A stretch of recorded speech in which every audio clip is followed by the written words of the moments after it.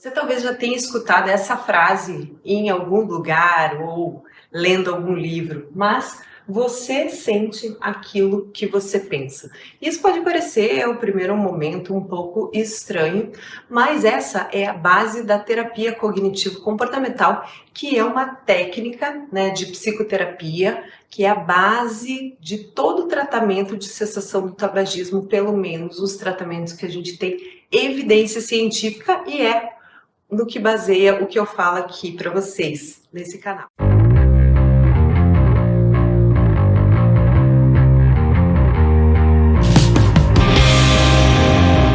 Então pense que tudo que a gente vive tem um estímulo que gera uma consequência. Aqui a gente vai usar o E de estímulo,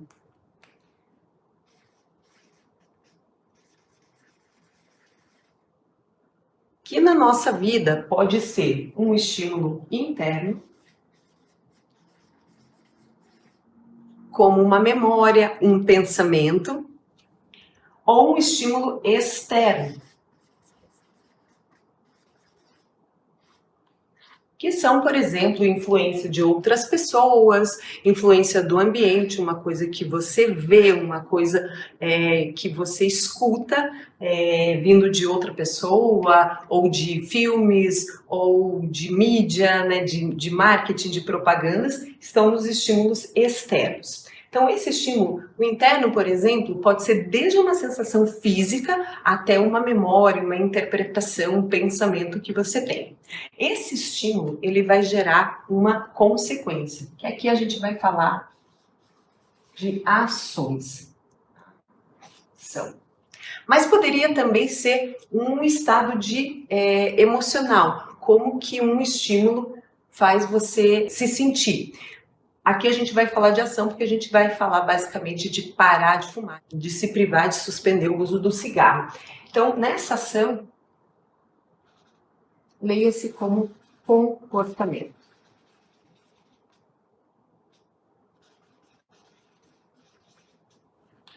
Isso parece uma estrutura muito simples de como que a gente funciona, né? A gente é estimulado, a gente visualiza, escuta alguma coisa e toma uma ação. Por exemplo, você sente fome, você vai e até a cozinha e come alguma coisa. Ou você sente frio, você pega um casaco, um cobertor. Então, um estímulo leva a uma ação ou um comportamento.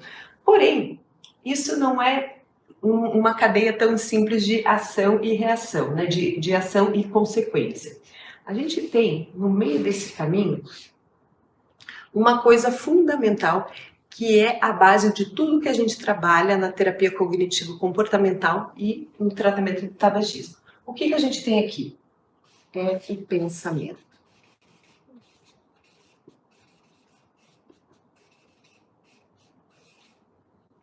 Quando a gente fala em pensamento, é aquela nossa estrutura nobre do ser humano que tem em fazer análises, interpretações e dar significados às coisas que a gente vê, que a gente sente, visualiza, que o meio ambiente ou coisas internas nossas, como os nossos sentimentos, desencadeiam. Então, todo o significado que você dá um estímulo, ou toda a forma que você interpreta aquilo que você vê, o que você escuta, que dizem para você, que são estímulos externos, no nosso pensamento, na nossa interpretação, isso vai determinar a forma como você age ou como você se comporta. Então, nessa linha entre estímulo e ação, no meio do caminho, nós temos o nosso pensamento. E é ali que a gente pode agir. Então, isso quer dizer que, dependendo da forma como eu penso, eu elaboro esse estímulo, que significado ele tem para mim, que conexão que ele faz com as memórias, as experiências prévias que eu tenho, que interpretação que eu tenho desse fato que eu visualizei, ou de que alguém me disse, ou de um sentimento, uma emoção que eu tive, que me serviu de estímulo, esse pensamento me leva a agir de uma certa forma. E como que isso vai interferir na cessação do tabagismo ou no tratamento para parar de fumar e vai ajudar você a atingir esse objetivo? Então vamos pensar em duas situações bem marcantes no processo de parar de fumar, que um é a decisão de parar. Então, o primeiro aqui seria a decisão de parar.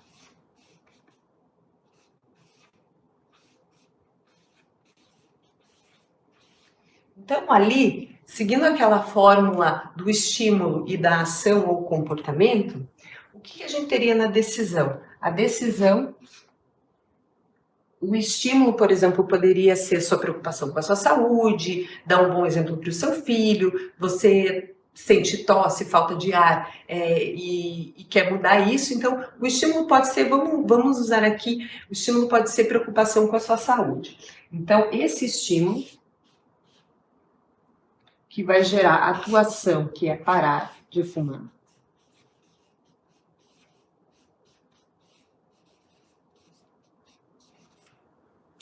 Aqui no meio, a gente vai ter a interferência do pensamento ou significado. Então, aqui, exatamente nesse ponto, você vai ter dois caminhos. Você vai poder escolher interpretar o fato de você ter decidido parar de fumar de uma forma saudável, com pensamentos saudáveis em relação a isso, ou você pode começar a interpretar, apesar do estímulo que o levou a decidir isso, interpretar de uma forma nociva. Como que isso funciona na prática? Digamos, você escolheu, ok, eu tenho argumento suficiente, conscientemente eu escolho parar de fumar e eu vou tomar essa atitude, parar de fumar. No entanto, eu interpreto a minha parada de fumar como uma coisa penosa, como uma atitude que vai me privar de prazeres que eu tinha em relação ao cigarro. Então, eu acho que eu não vou ter mais o consolo que o cigarro me traz, o relaxamento que ele me traz, o bem-estar, a motivação, o foco, a concentração que o cigarro me proporciona, e eu interpreto isso como: puxa vida, escolhi parar de fumar, agora simplesmente eu vou ter um caminho na minha frente de privação e de sofrimento. Então, essa é a interpretação que você faz do seu ato de parar de fumar. E com isso, você vai ter maior dificuldade em se manter fiel ao teu plano, pois afinal você está interpretando que isso vai ser uma privação, um sentimento de sofrimento. E quem que quer ficar fiel a sentir-se dessa forma, né? Sentir-se infeliz, privado de um prazer, ou que vai sofrer para o resto da vida, porque eu nunca mais vou poder fumar um cigarro e eu nunca mais vou dormir e acordar tranquilo sem pensar na vontade de fumar. Mas, se você escolher outra forma de interpretação e interpretar que o dia de parar de fumar e a decisão de parar de fumar é um dia feliz, um dia a ser comemorado, um dia que você vai começar a trabalhar a sua vida para ter coisas mais saudáveis, para cuidar mais do seu corpo, para a tua pele ser mais saudável, para o teu sorriso ser sem dentes amarelos, para os seus filhos terem menor risco de serem fumantes no futuro, porque eles não veem esse comportamento dentro de casa, que eu vou economizar dinheiro, porque eu não vou mais gastar com cigarro. Se essa for a tua interpretação da tua escolha em parar de fumar, você vai conseguir levar esse plano com maior tranquilidade, porque a tua interpretação é com um sentimento saudável em relação àquilo. É uma visão realista, porém positiva e não negativa e nociva, como a que a gente viu anteriormente. A segunda situação seria: você já decidiu parar, você já está no processo e você tem estímulos que antigamente te levavam a fumar e agora você não fuma mais, então você vai ter que conviver com esse tipo de situação, como por exemplo, um estímulo aqui que pode ser tomar um café. Então, um estímulo que a gente viu lá, um estímulo externo, né, do ambiente. Então, você tem na sua memória que tomar o café estava associado com o ato de fumar e que isso te dava prazer. Então, se esse estímulo, que é o café, te desencadear um pensamento de que o café nunca mais vai ser o mesmo, porque você não tem mais aquele coadjuvante que era o cigarro junto, se a tua interpretação é que o gosto não é o mesmo, que o cafezinho não é o mesmo, que a situação de sair do trabalho, daquela quebrada no expediente para relaxar um pouquinho tomando café, Nunca mais vai ser tão relaxante quanto antes, como o cigarro. A atuação aqui vai começar a ficar difícil de se manter abstinente. Então, a atuação aqui é se manter fiel e continuar sem fumar, tá? Se esse pensamento é tão nocivo que te leva a interpretar que nunca mais o cafezinho vai ser igual, nunca mais vai te relaxar, nunca mais vai te dar prazer, vai ser muito difícil você manter esse teu comprometimento com o plano de parar de fumar. Logo, tem uma forma de a gente mudar isso. Se eu associar que eu parei de fumar e que agora o meu café vai ter simplesmente apenas o gosto do café e não ter o gosto do tabaco, que qualquer fumante pode concordar que é um gosto horrível, qualquer pessoa no mundo que experimente, levando em consideração apenas o sabor, vai considerar que isso não é prazeroso, não é um gosto bom, ele vai interpretar isso da seguinte forma: agora eu vou sentir realmente o gosto do café. Agora eu vou saber o que é o prazer de tomar um café e sentir-se relaxado, porque eu estou fazendo uma pausa do trabalho, porque eu estou tomando um café que eu sinto o aroma, que eu sinto o sabor, e isso me dá prazer, e assim eu vou me sentir relaxado. Dessa forma, interpretando dessa forma, de que você não está se privando de nada, e pelo contrário, você tem ganhos, que agora as tuas papilas gustativas não estão mais sob ação dos componentes do cigarro que impediam de você desfrutar realmente do sabor do seu café, você vai conseguir se manter fiel ao seu planejamento de parar de fumar e vai continuar abstinente. E aí, talvez você possa ter uma dúvida de não saber se realmente você está fazendo um pensamento ou interpretando as coisas da maneira certa. Porque sim, quando a gente fala em terapia cognitivo-comportamental, a gente literalmente está falando para você que existe jeito certo e jeito errado de pensar. E isso não é se enganar, isso não é criar artefatos ali na tua cabeça para te convencer de que isso ou aquilo é certo. É simplesmente você ter uma noção de que os seus pensamentos, eles não são fatos, eles são apenas hipóteses que você levanta, mas que o teu cérebro vai procurar caminhos que ele já conheça para interpretar. Então, se sempre o café foi associado com o cigarro, naturalmente o teu cérebro vai fazer essa conexão para você imaginar que a interpretação é café somado ao cigarro é prazer. E se você não tem um desses elementos, você pode interpretar de que aquilo não vai ser mais prazeroso. Então, literalmente, você tem sim esse poder de mudar a forma como você pensa. É óbvio que as experiências que a gente tem na vida e os estímulos diários que vão se repetindo e vão criando o que a gente chama de hábito, que a gente vai conversar em outro momento, eles automaticamente conectam algumas ideias e ativam os pensamentos que são mais fáceis para o seu cérebro.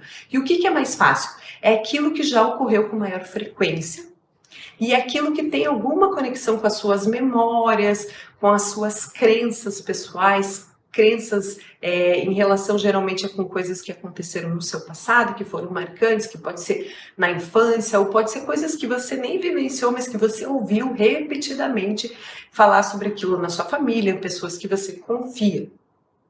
Então, tudo isso ele está armazenado no teu sistema nervoso, lá no teu cérebro. E quando você é exposto a algum estímulo, a primeira coisa que vai vir é essas programações automáticas. Então pense que o teu cérebro funciona diante de um estímulo do mesmo jeito que é você digitando alguma coisa no Google. Se você digita uma palavra lá, tipo bolo de chocolate, ele vai procurar aquilo que já foi mais visualizado, aquilo que já foi mais buscado, ou o site que aparece em primeiro lugar é aquele que já foi mais visto, mais procurado. Então, automaticamente é a primeira coisa que vai aparecer na tua pesquisa. E aqui é o mesmo jeito. Então, comportamentos que você já fez por muito tempo, coisas que você já interpretou dessa forma, por muitos anos, por muito tempo, desde a infância, por exemplo, né, que a gente chama de crenças, tudo isso vai ser ativado muito rapidamente. Então, não é uma coisa que conscientemente você faz esse caminho, pensei nisso, interpretei e agora eu vou agir. Isso sofre essa ação automática do que você costuma ou costumava fazer. E por isso que a gente tem que treinar o mesmo cérebro que faz isso de forma automática a ressignificar, que é alterar o pensamento de um pensamento nocivo para um pensamento saudável. E quais são, tem dicas para você reconhecer que está tendo um pensamento nocivo ao invés de um pensamento saudável. Então pensa que essa análise, esse pensar ou não de forma errada, sempre a gente tem uma duplinha. Um sentimento análogo, que é uma forma dele é nociva e a outra forma é mais saudável.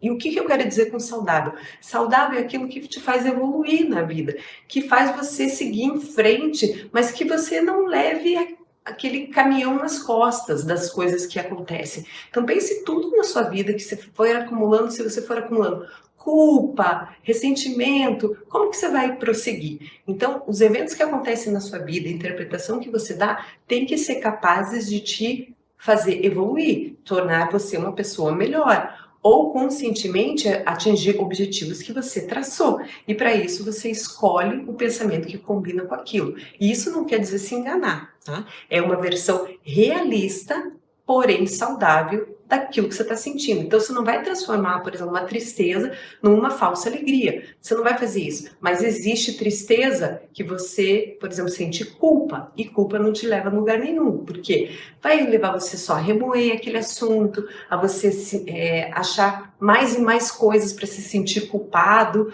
Então, digamos que aconteceu alguma coisa que você acha que você poderia ter feito diferente, você se sente culpado.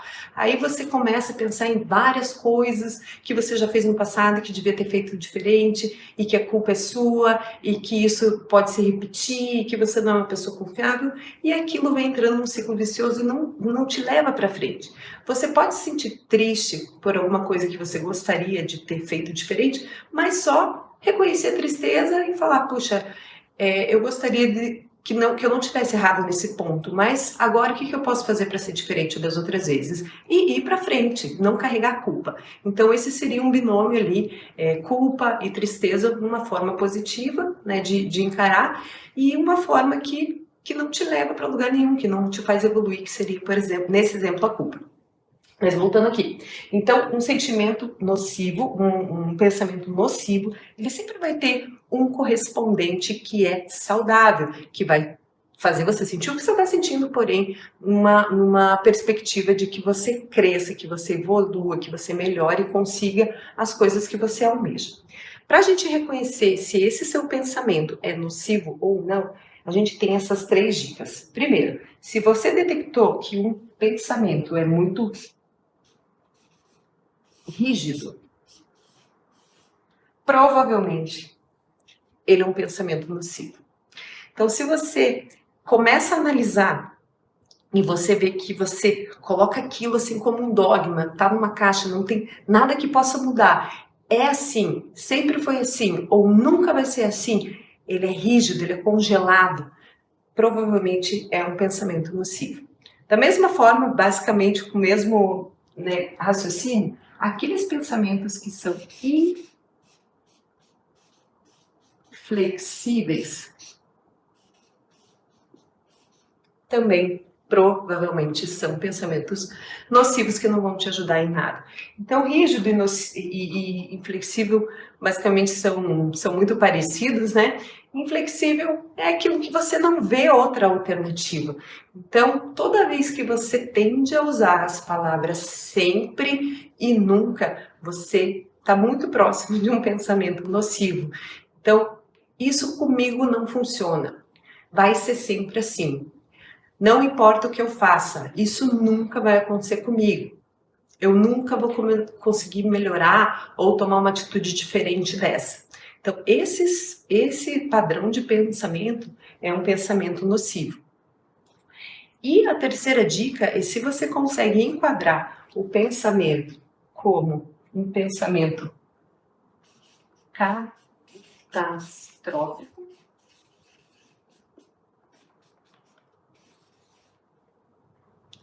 Sim, ele deve ser um pensamento nocivo. Então, o que é um pensamento catastrófico?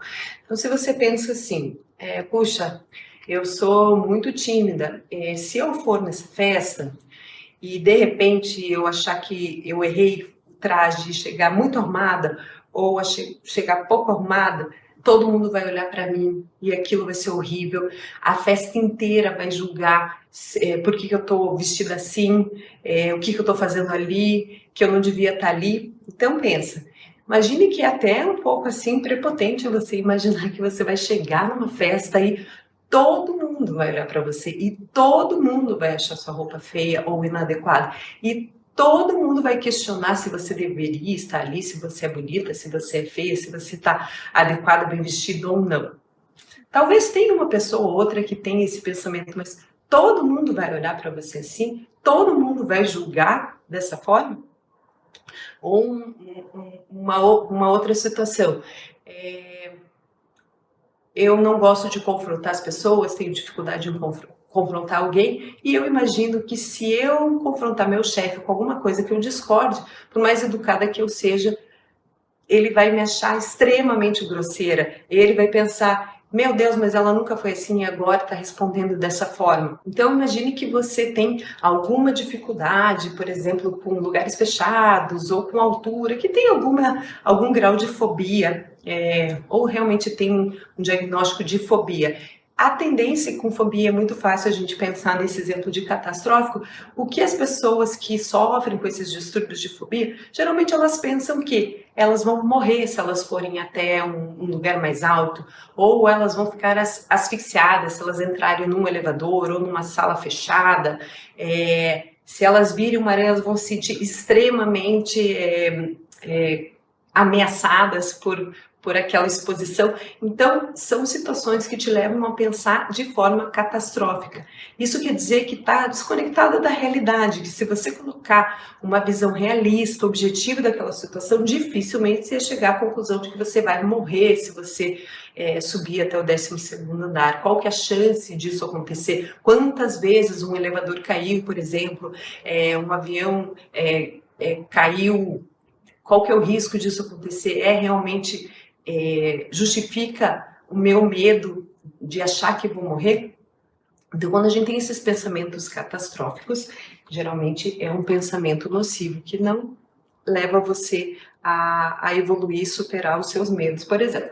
Então, a dica para a gente reconhecer quando eu estou indo por um caminho de um pensamento nocivo é tentar ver se eu estou sendo rígido ou rígida, inflexível, pouco realista, com pensamentos catastróficos. Então existem outras formas ali, mas se a gente lembrar disso, ajuda muito na identificação disso. E quais seriam então as características para transformar esse pensamento num pensamento saudável? Então, rígido e inflexível, trocaremos por um pensamento flexível. Então aqui é o clássico de uma discussão entre marido e mulher, um parceiro, um filho, pai com os seus filhos, né? De achar uma solução que não é o caminho A, não é o caminho B, é um caminho do meio. É possível isso?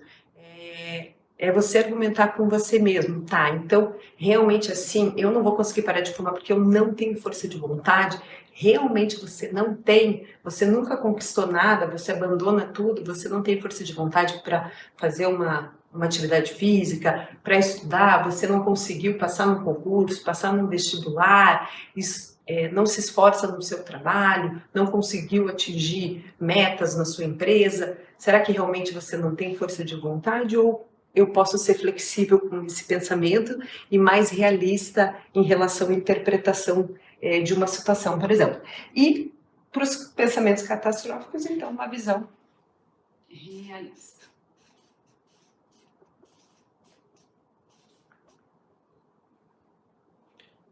Então, assim você vai saber se você está pensando errado ou não. E sim, tem forma certa e errada, e tem técnica para a gente começar a manejar e ressignificar e modelar os pensamentos de forma que eles transmitam exatamente o que você está sentindo, mas sobre uma perspectiva realista daquele estímulo, né? Então, de repente você esbarra numa pessoa, ela não pede desculpas, ela não te olha na cara, você acha ela ríspida, não sei o quê, ou você interpreta, puxa, essa pessoa é grossa, essa pessoa é estúpida, ou você interpreta, puxa, ninguém gosta de mim, nem me olhou na cara, ninguém me respeita, parece que ninguém me nota, e de repente o pensamento mais realista sobre isso é: talvez essa pessoa esteja com pressa, talvez ela nem tenha sentido que esbarrou em mim de alguma forma, ou realmente ela foi, né, meio negligente aí com a educação, né, poderia ter pedido desculpas, mas não tem nada a ver comigo,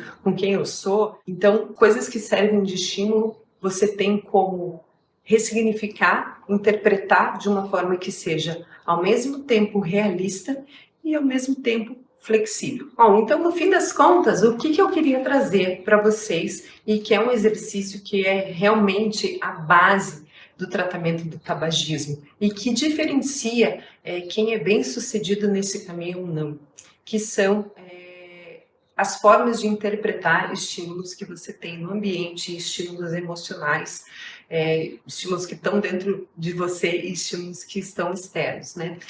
Uma preocupação muito frequente de quem para de fumar puxa, meu esposo, meu filho, meu companheiro, meus amigos de trabalho, eles fumam, então eles se preocupam com esse estímulo externo. E a gente sabe que seria muito mais fácil blindar essa pessoa que está parando de fumar de todo e qualquer estímulo, principalmente de ver alguém fumando, alguém oferecer algum cigarro.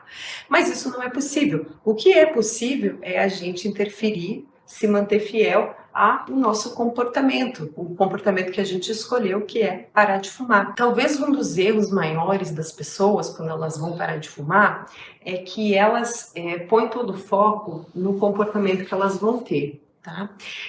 Então, o comportamento aqui, diga-se, não fumar. E é claro, é um foco importante, né? Se eu não quero continuar fumando, eu não posso aceitar um cigarro, não posso dizer que vou fumar só dar uma, duas tragadas. A gente sabe o quanto isso pode ser arriscado para uma recaída. E para você ser fiel ao seu comprometimento de parar de fumar, às vezes as pessoas focam 100% na força de vontade. E o que eu quero dizer com força de vontade? A definição de força de vontade, que pode variar muito entre psicólogos, médicos, psicoterapeutas, mas uma coisa é um ponto de concordância.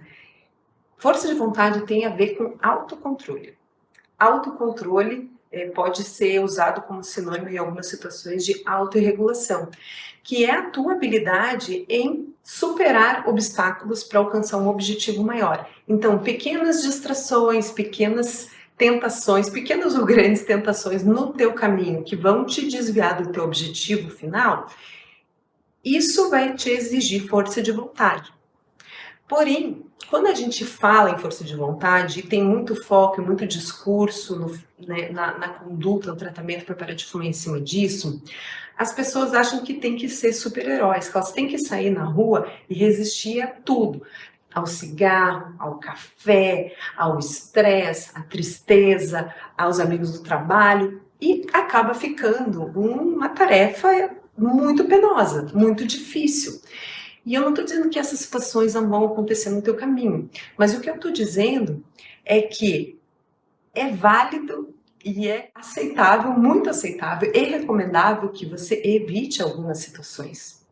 E nem tudo é possível de ser evitado, mas você não precisa ficar pondo à prova a sua força de vontade dia e noite, dia e noite. Força de vontade é uma coisa que vai se reduzindo ao longo do dia. Então, do mesmo jeito que você vai ficando cansado, vai ficando com sono, a tua habilidade de se manter no autocontrole, ela também vai sofrendo influência de cansaço, de fome, de sono, de coisas que já desgastaram a tua capacidade mental, que exigiram muito tua concentração, por exemplo, ou a tua paciência, a tua resiliência. De repente, você vai lá e explode numa coisa pequena. Quem nunca passou por isso, né? Muita gente passou por isso e o tabagista com certeza está nesse mesmo escopo. Só que ele passou anos fumando e levando o cigarro como uma forma de se acalmar. Então, Como não tem como a gente evitar todos os estresses do dia a dia, a gente vai ter que começar por um outro significado e uma outra forma de lidar com o estresse. Porque nem sempre a gente vai conseguir inibir o estímulo. Mas é mais do que recomendável, especialmente nas primeiras semanas, que você consiga reduzir a dose desse estímulo. Então, se você sabe que tem 10 amigos no trabalho, 5 deles fumam, vá nessas primeiras semanas tomar o cafezinho, que já por si só seria um estímulo para fumar, com esse grupo que não fuma. Avise os outros amigos que você está nessa luta para parar de fumar e que precisa dar um tempinho. Ou às vezes você não ainda consegue ressignificar ali o café e você opta então por tomar uma água, tomar um chá, tomar um suco ou o que seja, mas facilita um pouco a tua vida. Não põe tudo na conta da força de vontade. Ela é importante porque tem coisas que você não vai conseguir evitar, mas ela pode ser trabalhada e também ela pode ser poupada para as horas que precisar, porque coisas desagradáveis, tristes, estressantes, às vezes acontecem independente do que a gente planeja. E para essas horas, o teu autocontrole, que é a força de vontade, ele vai ter que funcionar. Você vai ter que contar com ele. Então, em situações menores que você possa planejar, e é o que a gente fala aqui, quando eu bato na tecla do planejamento estratégico para parar de fumar, é justamente para conseguir lidar e planejar o que é planejável. E o que não é, a gente já entender antes e ter algumas formas de manejar. E nessas situações onde a gente não consegue tirar o estímulo, a gente precisa recorrer à interpretação e ressignificado do pensamento ligado ao cigarro. Então aqui, olha, talvez tenha vários vídeos que vão te ajudar bastante, mas isso aqui é assim um pote de ouro no fim do arco-íris, porque se você conseguir entender isso e que parece uma coisa simples, e realmente é simples, porém quando a gente fala simples não significa que é fácil, a gente tem uma arma poderosíssima para fazer você parar de fumar, tomar a primeira atitude, que é aquela decisão, já interpretando da forma certa, colocando teu mindset ali no caminho certo, para não se detonar no caminho, achando que aquilo é só uma situação de sacrifício, penosa. Então, ver os benefícios que você vai adquirir parando de fumar, porque isso é fácil da gente falar, mas na hora, no dia a dia, a gente tem que ressignificar isso para você, sempre que duvidar da sua decisão, você consiga rapidamente pôr a tua cabeça em ordem. Não, essa minha decisão já foi tomada, eu sou fiel a ela e eu vou em frente, porque afinal de contas o cigarro não faz absolutamente nada a meu favor. E você vai conseguir ficar fiel se você conseguir alterar esses pensamentos em relação ao cigarro. E todos os estímulos que a gente não conseguir evitar e retirar, porque a gente não vive numa bolha, você vai conseguir manter o teu comportamento, que é não fumar, se você tiver pensamentos saudáveis de como você vai lidar com essa nova situação, onde você não tem mais a sua velha muleta, cigarro, para te distrair, para te desestressar, para te relaxar. Então, vamos praticar. A gente tem outros vídeos aqui que eu vou... esse vídeo foi mais teórico em relação como que o método, a terapia cognitivo-comportamental funciona, quais são as bases para isso, mas a gente vai ter exercícios práticos que vão te ajudar, mas pensa nisso e sempre lembra dessa frase: você sente aquilo que você pensa, não é o contrário.